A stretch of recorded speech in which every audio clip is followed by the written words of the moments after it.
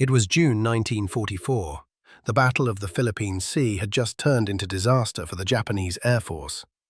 Dozens of Zero fighters were shot down, and their pilots crashed into the vast Pacific.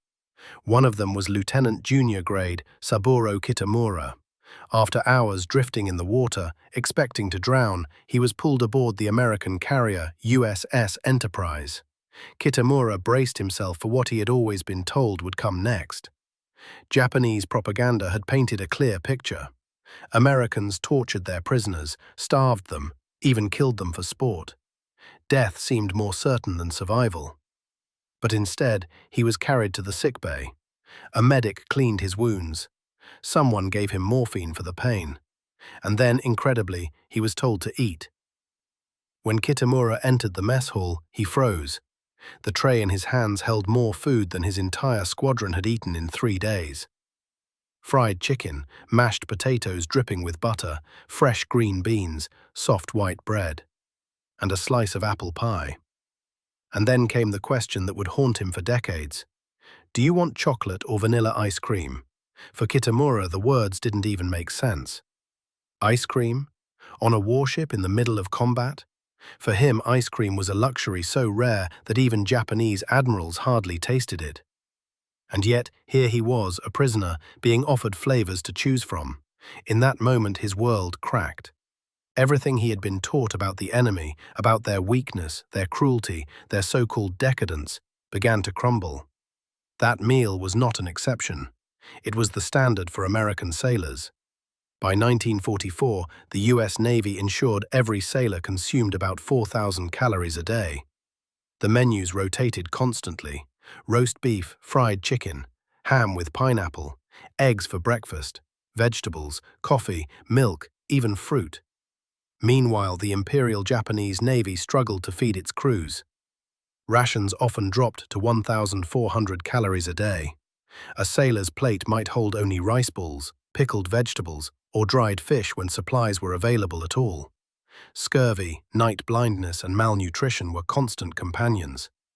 The contrast was shocking. For Japanese prisoners, it wasn't just food they were tasting.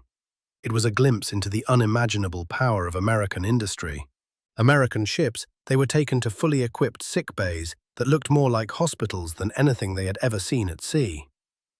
On board were operating rooms with surgical equipment, X-ray machines to scan broken bones, refrigerators storing blood for transfusions, and the new wonder drug, penicillin.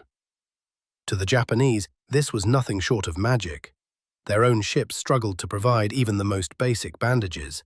Infections that would kill in weeks were healed in days. One captured pilot, watching his infected wounds treated with antibiotics, broke down in tears. He whispered, "Save the medicine for Americans. Don't waste it on me." The medic smiled and opened a cabinet filled with supplies, sulfur drugs, morphine, penicillin, and said, "We have plenty." At that moment, the prisoner realized that the Americans weren't just stronger in weapons, they were stronger in compassion. On Japanese ships, water was life. Crews often went weeks without bathing. Clothes were washed in salty seawater, leaving skin raw and uniforms stiff. Drinking water was rationed by the cup, but on American carriers, fresh water flowed like rain. The USS Enterprise alone could produce over 140,000 gallons of fresh water a day, more than the entire Japanese carrier fleet combined. Prisoners watched in disbelief as sailors took long, hot showers whenever they wanted. Laundry machines clattered day and night, returning crisp uniforms twice a week. Even dishes were washed with clean water. To men who had survived on half cups of brackish liquid, the sight of sailors pouring fresh water freely down the drain was almost unbearable. One Japanese petty officer later wrote in his diary, "They wasted more water in one day than our ship had in a month." Everywhere prisoners turned, they saw a different kind of world. Mess halls serving coffee that never ran out. Beds with mattresses, sheets and pillows. Fans circulating cool air while their own ships had suffocating heat. And sailors casually smoking American cigarettes, luxuries worth a fortune in Japan. One prisoner summed it up simply, "Your enlisted men live better than our officers." For years, Japanese military leaders had told their men that America was weak, soft, and drowning in luxury. But now, these prisoners realized the truth. Abundance didn't weaken the Americans, it made them unstoppable. As sailors abandoned ship, they carried buckets of ice cream with them. Even in disaster, ice cream was not forgotten. For the Japanese, this was unthinkable. They had been told Americans were soft, addicted to comfort. But here were sailors who fought fires for 12 hours straight, then cooled off with ice cream before returning to battle. Abundance didn't make them weak, it gave them strength. The surprises continued. American carriers weren't just floating fortresses, they were floating cities.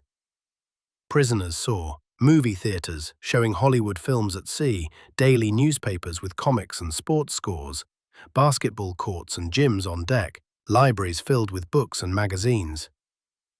On Japanese ships, there were shrines and meditation rooms. On American ships, there were soda fountains serving milkshakes. One prisoner later wrote, "Your men complained about food that would be a feast for our admirals." One sailor threw away a melted chocolate bar. That bar had more sugar than we saw in a year. And then there was the mail. Japanese sailors might get one letter a year if they were lucky. But Americans, they received mail every week, even in combat zones. Airplanes and ships delivered thousands of letters daily. Packages with cookies, candy, razors, photos from family, notes from girlfriends back home. The sound of mail call was the highlight of the day. To Japanese prisoners, this connection to home felt like a different universe. Perhaps the most crushing moment came during Christmas of 1944. On the USS Enterprise, sailors decorated the mess hall with lights and paper garlands. Every man received a present: cigarettes, candy, books, or razors. The holiday meal was unforgettable. Roast turkey with stuffing, ham with pineapple glaze, mashed and sweet potatoes, cranberry sauce, 3 kinds of pie, and of course, ice cream. Meanwhile, Japan's soldiers were starving in jungles, fighting and dying for rice balls. One prisoner wrote in his hidden diary, "While we attacked them, they celebrated. They laughed, they sang, they ate like kings. That night I knew Japan had already lost." The belief that Japan's courage and spirit could overcome America's material wealth was shattered.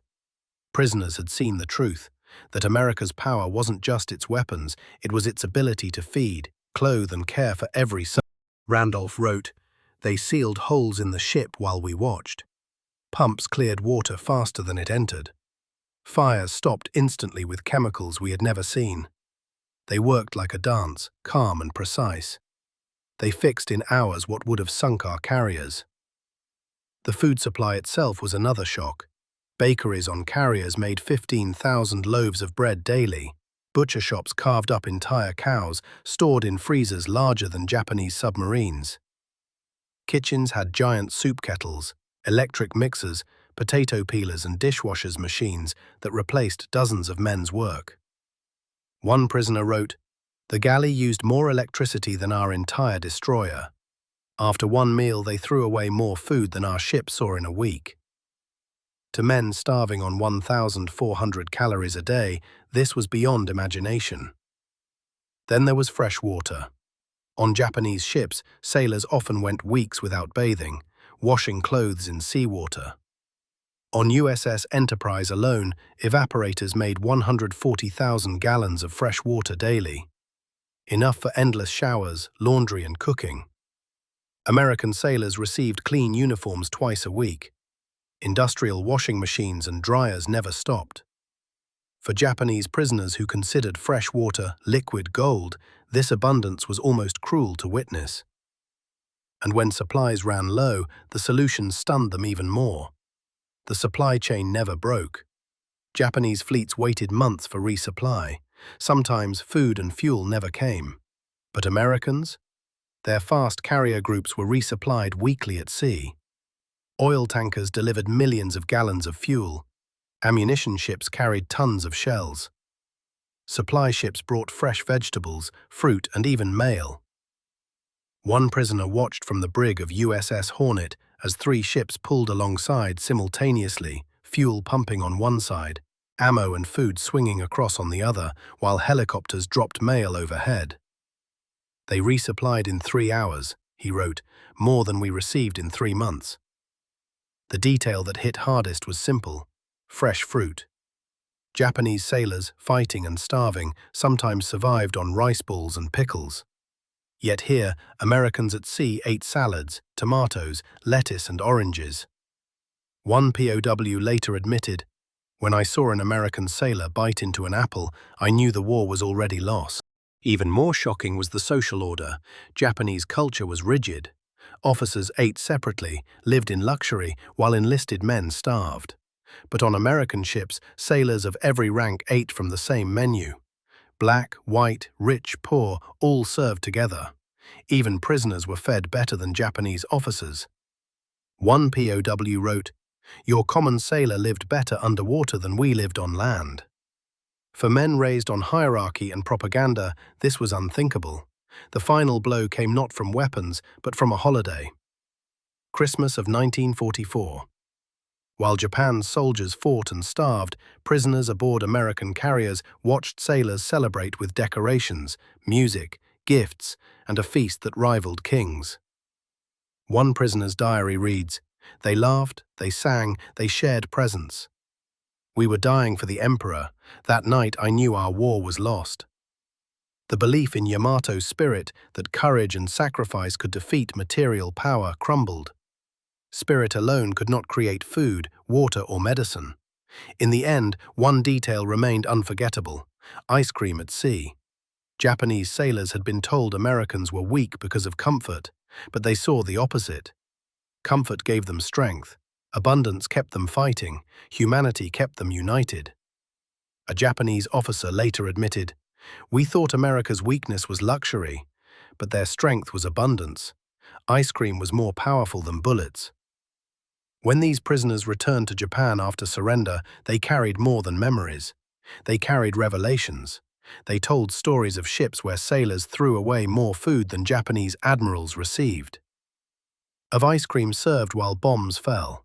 Of enemies treated with dignity and medicine. One man who bombed Pearl Harbor, Commander Mitsuo Fuchida, later converted to Christianity in America. He said, "The Americans had every reason to hate me. Instead, they gave me food, care, and dignity. Their spirit of abundance was more powerful than any weapon." This was perhaps the greatest unseen victory of the Pacific War, not won by bombs, not by battles, but by demonstration. The lesson was clear. Abundance can defeat starvation, kindness can shatter hate, and sometimes a scoop of ice cream can destroy an empire's myth more completely than firepower. Because in the middle of war, America's greatest strength wasn't just its navy,